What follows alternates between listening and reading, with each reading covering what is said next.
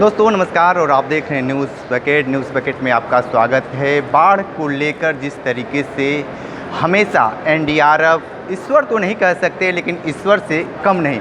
हमारे साथ हैं डीआईजी मनोज कुमार शर्मा जी हैं। जिस तरीके से बाढ़ को लेकर किस तरीके से तैयारी और टीम किस तरीके से गठित की है उस पर हम बात करने के लिए सर किस तरीके से आपने टीम को गठित किया है, क्या कुछ चुनौतियाँ रहेंगी बाढ़ को लेकर?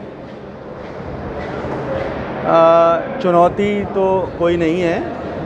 हम बाढ़ से पूर्व हमने सारी तैयारियां कर ली थी और बाढ़ से जो प्रभावित क्षेत्र रहते हैं उनका हमने रेकी भी कर लिया है और जो अन्य संस्थाएं हैं जो बाढ़ के कार्यों में लगी हैं उनसे हमने समन्वय स्थापित किया हुआ है। तो इस विषय में कोई भी चिंता करने की कोई आवश्यकता नहीं है।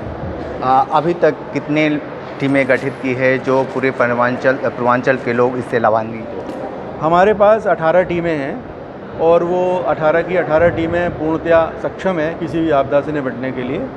और अगर कभी कोई और टीमों की आवश्यकता होती है तो राष्ट्रीय आपदा मोचन बल का विस्तार पूरे भारत में है, तो हम भारत के अन्य स्थानों से भी टीमें बना सकते हैं। सर देखा जाता है जब बाढ़ आ जाती है तो ग्रामीण क्षेत्र में बहुत अफरा तफरी का माहौल होता है, तो ग्रामीण क्षेत्र के लिए क्या विशेष व्यवस्था किया जाता है? देखिए, हमारे लिए ग्रामीण और शहरी दोनों बराबर प्रिय हैं। तो जहाँ पर जिस तरीके की स्थिति होती है, अगर ग्रामीण क्षेत्रों में हमारी ज़्यादा आवश्यकता होती है तो डीएम के माध्यम से, राज्य सरकार के माध्यम से हमको वहाँ भेजा जाता है। तो हमारे लिए तो आपदा है, इसमें चाहे ग्रामीण क्षेत्र है या शहरी क्षेत्र है, हमने तो आपदा से लड़ना है। हम दोनों जगह जाने में खुश हैं क्योंकि हमारा गठन ही आपदा मोचन के लिए हुआ है। सर एक चीज़, जो बाढ़ से में प्रभावित होते हुए लोग बहुत सारे सहमे रहते हैं, उनको मूल रूप से नैतिकता के तौर पे क्या चीज़ बाढ़ आने से पहले किस चीज़ की तैयारी कर लेनी चाहिए? सबसे पहले तो जो बाढ़ प्रभावित क्षेत्रों में लोग रहते हैं वो अपने पास 8-10 दिन का खाना और पानी इसकी व्यवस्था रखें, दिया सलाई मोमबत्ती की व्यवस्था रखें, टॉर्च की व्यवस्था रखें और इसके अलावा कुछ ऐसी सामग्री जो कि बढ़ते पानी में, जैसे कि हम गाँव में जाकर जगह जगह से खाते हैं कि जो खाली केन होती हैं पानी की, उसको रस्सी से बांध के कमर के साथ बांध लिया जाए, जिससे कि अगर आपको एक जगह से दूसरी जगह शिफ्ट करना है तो उनको उसके माध्यम से मदद मिल सके। यानी वो जो आप बता रहे हैं वो लाइफ जैकेट के तौर पे वो काम करेगा क्या? हाँ, इस तरीके की हमारा अभियान चलता रहता है। आप कभी हमारे स्कूल सेफ्टी प्रोग्राम या कम्युनिटी अवेयरनेस प्रोग्राम में आप शामिल हों, कभी चलें आप, तो हम दिखाएंगे। तो हम जो भी काम करने वाली चीज़ें होती हैं, छोटी छोटी पानी की बोतल होती हैं, सॉफ्ट ड्रिंक की, कोल्ड ड्रिंक की, उनको जोड़कर कैसे फ्लोटिंग डिवाइस बनाया जाए, ये सारी चीज़ें सिखाते हैं। और आपने ग्रामीण क्षेत्र की बात की है तो यहाँ मैं एक चीज़ और बताना चाहूँगा।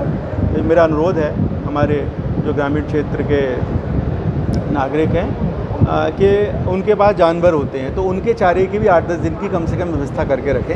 अगर ऐसी स्थिति में है तो जब तक कोई राहत या कुछ हो तो उनका भी वहाँ पर देखा जा सके। सर कोई अगर टोल नंबर हो जो आपसे मतलब की प्रक्रिया हो जिससे कि राहत लेना हो, बचाव ये हमारी वेबसाइट पर उपलब्ध हैं। हाँ। इस समय मैं नंबर, वो टोल नंबर तो नहीं है लेकिन हमारे कंट्रोल रूम का नंबर है, तो जो जिला कंट्रोल रूम है उससे हमारा ये कनेक्ट है। अच्छा। आप जो जिला का कंट्रोल रूम है उसके पास कोई खबर पहुंचाएंगे, चाहे पुलिस कंट्रोल रूम में या जो डीएम कंट्रोल रूम है, तो हमारे पास पहुंच जाएगा।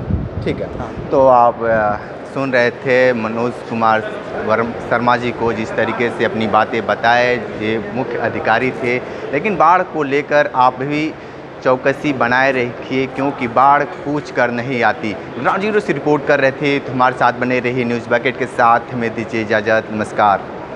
पेश है न्यूज बकेट हिंदी मासिक पत्रिका। पढ़ें इस महीने की पूरी खबर विस्तार से हमारे न्यूज बकेट की मैगजीन में। हमारी ई मैगजीन को मुफ्त में पढ़ने के लिए अभी लॉग इन करें www.newsbucket.in पर। इसके अलावा रोज की ताज़ा खबरों के लिए हमारे YouTube चैनल को तुरंत सब्सक्राइब करें।